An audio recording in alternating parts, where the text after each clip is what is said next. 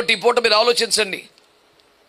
కొన్ని బలహీనతలు, కొన్ని పోరాటాలు, కొన్ని శక్తులు, కొన్ని వ్యవస్థలు, కొన్ని పద్ధతులపై దేవుడు మనకు జయమిచ్చినప్పుడు పై చేయి మనదైంది కాబట్టి, సాధించాం కాబట్టి, ఓడిపోయిన దాన్ని ఆస్వాదిద్దామని కుదరదు. కొన్ని వదిలిపెట్టాల్సినవి ఉంటాయి. ఎరికో పట్టణం అలాంటి శాపితమైంది, శాపగ్రస్తమైంది. నేను ఆ పట్టణాన్ని శపించాను, అందులో ఏది మీకు అంగీకారం కాదు.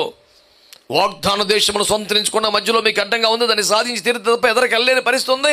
కాబట్టి మీరు పోరాడండి, జయించండి, సాగిపోద్దంతే. అంటే పోరాడాలి, జయించాలి, దాన్ని ఆస్వాదించకూడదు. మరో భాషలో ప్రైజ్ మనీ కూడా ఎవరికైనా ఇచ్చి వచ్చేయాలి. ఈ మొక్క ముందు చెప్తే ఇంట్రెస్ట్గా ఆడేవాడిని కాదు కదా అంటావా? ముందే చెప్తున్నాడు.